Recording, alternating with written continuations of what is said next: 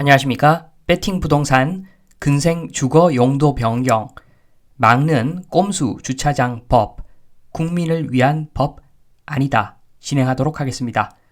이 영상만 보시면 근생 주거 용도 변경 근생에서 주거로 주거에서 근생으로 용도 변경 요 부분에 대해서 완벽하게 이해를 하실 수가 있을 겁니다. 일단 기사를 봅니다. 한국경제 미국에서는 뒤뜰 짜투리 땅에 집 짓고 쇼핑몰을 아파트로 바꾸고 그러면 부담금까지 면제를 해준다고 합니다.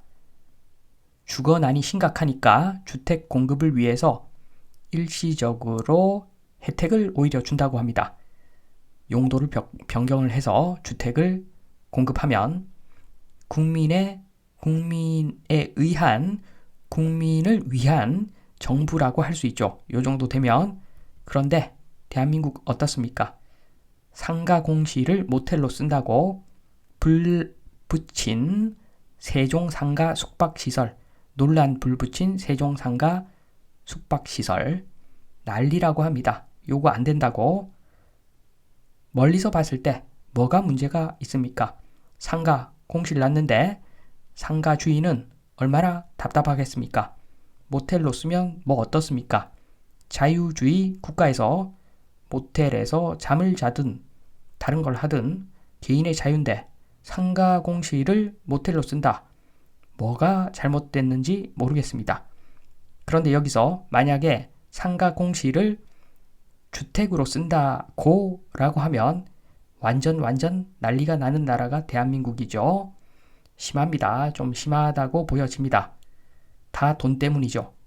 용도 변경에 대한 제도부터 보겠습니다. 용도 변경은 허가 또는 신청 대상인데 허가 또는 신고 대상인데 지금 보시면은 상위구는 좀 주거 환경으로는 부적합한 시설로 가는 방향이고 하위구는 주거하기 좋은 환경으로 가는 방향입니다. 그래서 밑에 보시면 8번하고 7번만 일단 보겠습니다. 8번하고 7번 자세히 좀 보면 7번이 근린생활시설군, 상가 사무실 이렇게 보시면 되고 8번이 주거업무시설군, 주택 오피스 이렇게 보시면 됩니다. 여기서 8번 주거업무시설군에서 7번 근생으로 가면은 허가를 받아야 됩니다. 어렵다는 이야기죠. 잘 안 해준다는 이야기입니다. 반면에 근생에서 주거로 가면 신고만 하면 됩니다. 쉽게 된다는 이야기죠. 그런데 나중에 설명드리겠지만 사실 7번에서 8번으로 가는 것이 더 어려운 경우가 많습니다. 일단은 용도 변경 제도부터 보겠습니다. 주거지 근생 허가 및 신고 요걸 보면 일단 아파트는 아파트끼리 주거지는 주거지끼리 모여있고 상가는 상가끼리 모여있죠. 당구장, 노래방, 술집, 룸, 클럽 요거 모여있습니다. 옹기종기 모여있습니다. 그런데 주거지에서 근생은 허가를 받아야 한다. 주거지에서 근생 가려면 허가를 받아야 한다. 요 내용은 이런 겁니다. 만약에 특정 아파트 꼭대기층에서 아파트를 안마시술소로 용도 변경해달라. 허가를 안 해주죠. 요거 허가를 해주면 수많은 건전 건강한 주거 생활을 하는 시민들에게 고통을 줍니다. 그래서 요거 허가 안 해주는 거죠. 그래서 주거지에서 근생 허가는 주거지에서 근생으로 가면 허가를 받아야 된다는 겁니다. 반면에 근생에서 주거지로 가는 거 요거는 신고만 해라.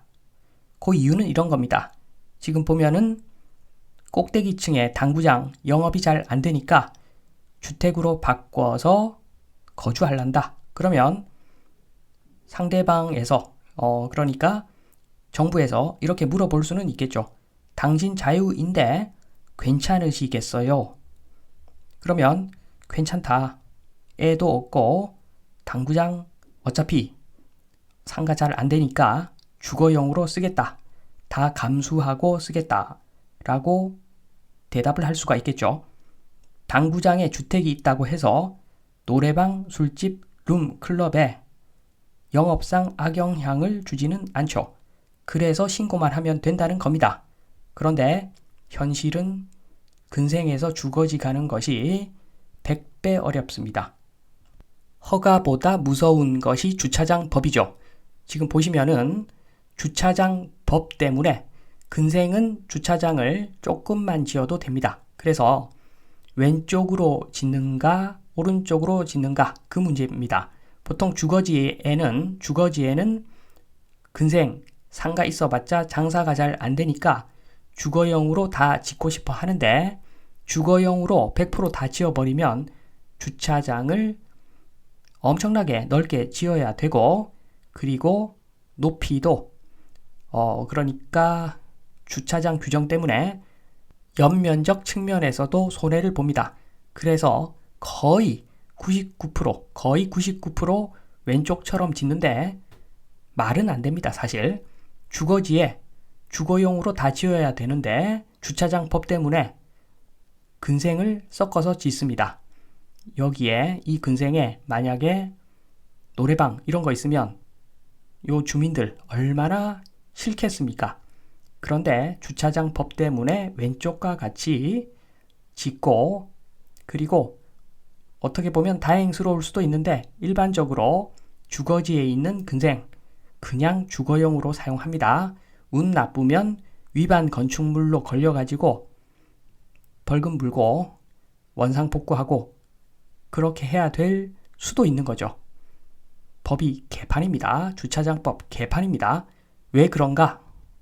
주차장 법은 주차장 때문이 아니라 사실은 돈 때문이기 때문입니다. 주거 공급을 줄이기 위한 꼼수다. 저는 그렇게 보는데 그 이유는 간단합니다.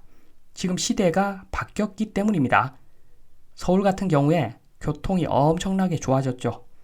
못 가는 곳이 없습니다. 대중교통으로. 그리고 교통천국 서울에서 차를 안 들고 있다고 하더라도 나중에 강원도 같은데 놀러 간다. 그러면 쏘카 이런 거 하면 됩니다. 렌트카 얼마나 잘 되어 있습니까? 그거 빌려가지고 그냥 가면 되는 건데 주차장이 무슨 필요가 있겠습니까? 그리고 혹시나 차가 필요하다. 그래도 상관없죠. 요즘 서울 같은 경우에도 학생 수가 줄어가지고 폐교하고 난리가 났습니다.